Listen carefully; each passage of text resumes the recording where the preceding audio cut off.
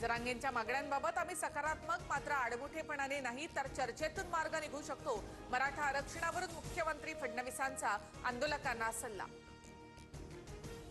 आरक्षण घेतल्याशिवाय मुंबई सोडणार नाही. उद्यापासून पाणी घेणं बंद. कडक आमरण उपोषण सुरू करणार. मनोज जरांगे यांचं वक्तव्य. कुठलीही मागणी कायद्याच्या चौकटीमध्ये बसली पाहिजे. उपसमिती, कायदेशीर सल्लागार यांच्यासोबत चर्चा सुरू. संविधानानुसार निर्णय घेणार. मराठा आरक्षणाबाबत मुख्यमंत्री फडणवीसांची भूमिका.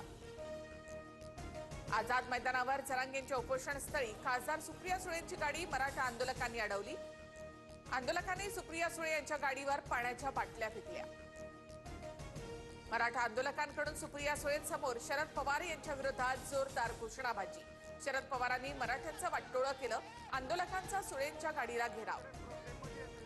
नेत्यांवर बाटल्या फेकणं, अडवणूक करणं ही संस्कृती नाही. फडदंगबाजी करून काही मिळणार नाही. सुप्रिया सुळेंना मराठा आंदोलकांनी घेराव घातल्यानंतर मुख्यमंत्री फडणवीसांची प्रतिक्रिया.